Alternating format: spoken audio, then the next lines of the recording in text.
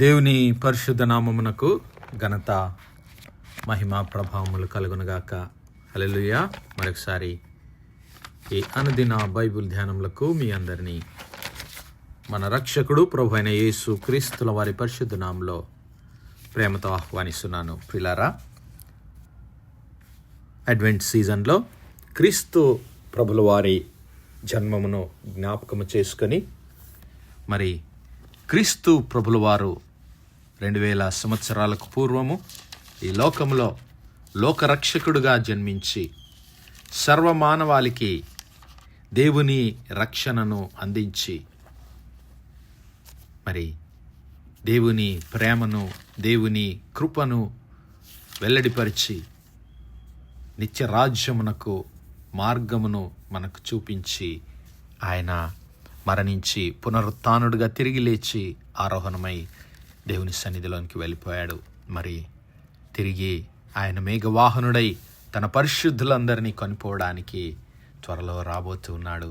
ఆయన రాకడ కొరకు మనలను మనము సిద్ధపరచుకొనవలసినటువంటి సమయమే ఈ క్రిస్మస్ సమయము, ఈ అడ్వెంట్ సీజన్ యొక్క ముఖ్య ఉద్దేశం. అయితే ప్రియులారా, క్రీస్తు ప్రభుల వారి పుట్టుకను గురించి ప్రవక్త అయినటువంటి యెషయా గ్రంథంలో చెప్పబడినటువంటి మాటలను మనం మరి ఒకసారి చూద్దాం. యెషయా గ్రంథము 9వ అధ్యాయము మొదటి 7 వచనాలు మనం గమనిస్తే, అయినను వేదన పొందిన దేశము మీద మబ్బు నిలువలేదు. పూర్వకాలమున ఆయన జబూలూను దేశమును నఫ్తాలి దేశమును అవమానపరిచెను. అంత్యకాలమున ఆయన సముద్ర ప్రాంతమును అనగా యోర్దాను అద్దరిని, అన్యజనుల గలిలియా ప్రదేశమును మహిమగల దానిగా చేయుచున్నాడు. చీకటిలో నడుచు జనులు గొప్ప వెలుగును చూచుచున్నారు. మరణ ఛాయగల దేశ నివాసుల మీద వెలుగు ప్రకాశించును. నీవు జనమును విస్తరింపజేయుచున్నావు, వారి సంతోషమును వృద్ధిపరచుచున్నావు. కోతకాలమున మనుష్యులు సంతోషించినట్లు, దోపుడు సొమ్ము పంచుకొని వారు సంతోషించినట్లు వారు నీ సన్నిధిని సంతోషించుచున్నారు. మిథ్యాను దినమున జరిగినట్లు వాని బరువు కాడిని నీవు విరిచియున్నావు. వాని మెడను కట్టు కర్రను, వాని తోలు, వాని కొరడాలను విరిచియున్నావు. యుద్ధపు సందడి చేయు యోధులందరి జోలును, రక్తములో పొరలింపబడిన వస్త్రములు అగ్నిలో వేయబడి దహింపబడును. ఏలయనగా మనకు శిశువు పుట్టెను, మనకు కుమారుడు అనుగ్రహింపబడెను. ఆయన భుజము మీద రాజ్యభారముండును. ఆశ్చర్యకరుడు, ఆలోచనకర్త, బలవంతుడైన దేవుడు, నిత్యుడగు తండ్రి, సమాధానకర్తయగు అధిపతి అని అతనికి పేరు పెట్టబడును. ఇది మొదలుకొని మితి లేకుండా దానికి వృద్ధియు క్షేమమును కలుగునట్లు సర్వకాలము దావీదు సింహాసనమును రాజ్యమును నియమించును. న్యాయము వలనను నీతి వలనను రాజ్యమును స్థిరపరచుటకు అతడు సింహాసనాసీనుడై రాజ్య పరిపాలన చేయును. సైన్యములకు అధిపతియగు యెహోవా ఆసక్తి కలిగి దీనిని నెరవేర్చును. దేవుని నామానికి మహిమ కలుగునుగాక. ప్రియులారా, యేసుక్రీస్తు ప్రభుల వారి రాకడను గురించి, మరి ఆయన దర్శించేటటువంటి ఆ యొక్క ప్రాంతములను గురించి, ఆయన దేవుని మహిమను ఆ జనులకు ప్రత్యక్షపరిచే విధానాన్ని గురించి మరి ప్రవక్త అయినటువంటి యెషయా ఇక్కడ స్పష్టంగా రాస్తూ ఉన్నాడు. ఇదిగో జబూలూను దేశము, నఫ్తాలి దేశము, యోర్దాను అద్దరి ఉన్నటువంటి, మరి యోర్దానుకు ఆవల ఉన్నటువంటి ఆ ప్రాంతములన్నిటినీ ఆ అన్యజనులందరూ దేవుని మహిమను చూచులాగున క్రీస్తు ప్రభుల వారు ఆ యొక్క ప్రాంతములన్నిటినీ ఆయన దర్శించి దేవుని సువార్తను అక్కడ ప్రకటిస్తాడు అనేటువంటి ప్రవచనాన్ని ఇక్కడ ప్రవక్త తెలియజేస్తూ అంటాడు. ఏలయనగా మనకు శిశువు పుట్టెను, మనకు కుమారుడు అనుగ్రహించబడెను. హల్లెలూయా. యేసుక్రీస్తు ప్రభుల వారిని గురించి ఇక్కడ ప్రవక్త అయినటువంటి యెషయా 2 మాటలు తెలియజేస్తున్నాడు. మొట్టమొదటిగా మనకు శిశువు పుట్టెను. హల్లెలూయా. శిశువు అనగా శరీరధారిగా యేసుక్రీస్తు ప్రభుల వారు ఈ లోకంలో మరి కన్య అయిన మరియమ్మ గర్భమున ఆయన ధరించాడు, ఈ లోకంలోనికి అవతరించాడు. అబ్రహాము కుమారుడగు దావీదు కుమారుడైనటువంటి యేసుక్రీస్తు వంశావళి అని ఇక్కడ మనం చదువుకుంటూ మరి మత్తయి సువార్త 1వ అధ్యాయంలో 18వ వచనంలో యేసుక్రీస్తు జనన విధి మెట్లనగా ఆయన తల్లి అయిన మరియ యోసేపుకు ప్రదానము చేయబడిన తరువాత వారేకము కాకమునుపు ఆమె పరిశుద్ధాత్మ వలన గర్భవతిగా ఉండెను. హల్లెలూయా. అయితే దేవుని దయా సంకల్పము చొప్పున క్రీస్తు ప్రభుల వారు మరి ఈ లోకంలో మానవధారిగా కృపాసత్య సంపూర్ణుడిగా శరీరము దాల్చుకొని రక్తమాంసాల్లో పాలిభాగస్తుడై శిశువుగా ఈ లోకంలో ఆ బెత్లెహేము పురములో మన కొరకు ఆయన జన్మించాడు. కాలము పరిపూర్ణమైనప్పుడు, కాలము సంపూర్ణమైనప్పుడు అంటాడు. మరి గలతీ పత్రిక 4వ అధ్యాయంలో భక్తుడైనటువంటి పౌలు, పరిశుద్ధుడైనటువంటి పౌలు, కాలము పరిపూర్ణమైనప్పుడు దేవుడు తన కుమారుని పంపెను, ఆయన స్త్రీ అందు పుట్టి, హల్లెలూయా, ఈ లోక రక్షకుడుగా శిశువుగా కన్య అయిన మరియమ్మ గర్భమున ధరించబడి ఆయన మరి మన కొరకు ఈ లోకంలో శిశువుగా అవతరించాడు.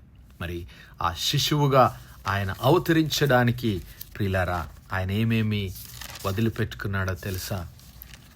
ఫిలిప్పీలకు రాసినటువంటి పత్రికలో భక్తుడైనటువంటి పౌలు, పరిశుద్ధుడైనటువంటి పౌలు ఈ విషయాలు రాస్తూ ఉన్నాడు. ఇదిగో ఆయన దేవుని స్వరూపము కలిగిన వాడయ్యుండి దేవునితో సమానముగా ఉండుట విడిచిపెట్టకూడని భాగ్యమని ఎంచుకొనలేదు, కానీ మనుష్యుల పోలికగా పుట్టి దాసుని స్వరూపమును ధరించుకొని తన్ను తాను రిక్తునిగా చేసుకున్నాడు. హల్లెలూయా. ఎందుకు ఆయన తన మహిమను వదులుకొని నీ కొరకు నా కొరకు శిశువుగా ఈ లోకంలో జన్మించవలసి వచ్చింది అంటే ప్రియులారా, ఇదిగో మనమందరము మరణ భయము చేత, పాప భయము చేత జీవిస్తూ ఉన్నప్పుడు మనమందరినీ దేవుని మహిమలోనికి నడిపించడానికి, మన పాపముల నుండి మనలను విడిపించడానికి, ఇదిగో మనలను మహిమలోనికి నడిపించడానికే ఆయన ఈ లోకంలో శిశువుగా జన్మించాడు. హెబ్రీ పత్రిక 2వ అధ్యాయం 9వ వచనములో దేవుని కృప వలన ఆయన ప్రతి మనుష్యుని కొరకు మరణము అనుభవించున్నట్లు దూతల కంటే కొంచెము తక్కువ వాడిగా చేయబడిన యేసు మరణము పొందినందున మహిమా ప్రభావములతో కిరీటము ధరించిన వానిగా ఆయనను చూస్తూ ఉన్నాం. ఎవని నిమిత్తము సమస్తమును ఉన్నవో, ఎవని వలన సమస్తమును కలుగుచున్నవో ఆయన అనేకులైన కుమారులను మహిమకు తెచ్చుచుండగా వారి రక్షణకర్తను శ్రమల ద్వారా సంపూర్ణునిగా చేయుట ఆయనకు అనగా దేవునికి తగును. పరిశుద్ధపరచబడు వారికి అందరికి ఒక్కటే మూలము. ఈ హేతువు చేత వారిని సహోదరులని పిలుచుటకు అనగా ఆయన సిగ్గుపడక నీ నామమును నా సహోదరులకు ప్రచురపరుతును, సమాజము మధ్య నీ కీర్తిని గానము చేతుననెను, మరియు నేను ఆయనను నమ్ముకొని ఉందును అనియు ఇదిగో నేనును నా దేవుడు నాకిచ్చిన పిల్లలని ఆయన చెబుతూ ఉన్నాడు. కాబట్టి ఆ పిల్లలు రక్త మాంసములు గలవారైనందున ఆ ప్రకారమే మరణము యొక్క బలము గలవానిని అనగా అపవాదిని మరణము ద్వారా నశింపచేయుటకు హల్లెలూయా యేసుక్రీస్తు ప్రభుల వారు మరి శిశువుగా ఈ లోకంలో జన్మించాడు. మానవధారిగా ఆయన ఈ లోకంలోనికి వచ్చాడు. మరి జీవితకాలం అంతయు మరణ భయము చేత దాస్యమునకు లోబడిన ఈ మానవాళిని అంతటిని విడిపించడానికి మరి ఆయన దేవదూతల స్వరూపాన్ని ధరించుకోలేదు, దేవదూతల స్వభావాన్ని కలిగి ఈ లోకంలోనికి రాలేదు, కానీ మన కొరకు శిశువుగా అవతరించాడు, అనగా మానవునిగా ఈ లోకంలో అవతరించాడు. ఇదిగో ఎలయనగా ఆయన ఎంత మాత్రము దేవదూతల స్వభావమును ధరించుకొనక అబ్రహాము సంతాన స్వభావము హల్లెలూయా అబ్రహాము యొక్క సంతానముగా కన్య అయిన మరియమ్మ గర్భమున ధరించబడి శిశువుగా ఈ లోకంలో జన్మించాడు. కాబట్టి తన ప్రజల పాపములకు పరిహారము కలుగజేయుటకై. హల్లెలూయా. తన ప్రజల పాపములకు పరిహారం కలగజేయటానికి ఆయన మానవధారిగా ఇదిగో అనేకుల మరి ప్రాయశ్చిత్తము కొరకు తన ప్రాణమును మరి ధారపోయడానికి, అనేకుల పాప పరిహారం నిమిత్తము తన ప్రాణాన్ని, తన రక్తాన్ని ధారపోయడానికి కలువరి శిలువలో ఆయన మరి రక్షణ మార్గాన్ని మన కొరకు సిద్ధపరచడానికి శిశువుగా రక్తమాంసాల్లో పాలిభాగస్తుడు కావలసి వచ్చింది. అంతేకాదు ప్రియులారా, ఆయన సంపూర్ణ మానవునిగా తన మహిమను, పరలోక మహిమను విడిచిపెట్టి భూలోకంలో నీ కొరకు నా కొరకు శిశువుగా అవతరించి మన కొరకు మన కొరకే కాదు మరి ఈ లోకమంతటి కొరకు దేవుని కృపను, దేవుని మహిమను, దేవుని రక్షణను వెల్లడిపరిచాడు. అందుకే ప్రవక్త అయినటువంటి యెషయా అంటున్నాడు, ఎలయనగా మనకు శిశువు పుట్టెను. హల్లెలూయా. ఆ శిశువు మరి మానవధారి, దేవుడు మానవ స్వరూపము ధరించుకొని ఇమ్మానుయేలు అని దేవుడుగా మనతో ఉండటానికి శరీరధారిగా ఈ లోకంలోనికి శిశువుగా అవతరించాడు. మరి ఆ శిశువు, ఆ క్రీస్తు ప్రభుల వారు ఈ దినమే మన హృదయంలో జన్మించవలసిన ఆవశ్యకత ఉంది. మరి ఆయన తిరిగి రాబోతూ ఉన్నాడు. ఆయన మహిమగల రాజుగా రాబోతూ ఉన్నాడు. ఆయన రాకడలో నీవు నేను ఎత్తబడాలి అంటే ఆ శిశువుగా జన్మించినటువంటి క్రీస్తు ప్రభుల వారి నామమందు నీవు నేను విశ్వాసం ఉంచి మన జీవితాలను ఆయనకు సమర్పించుకోవాలి.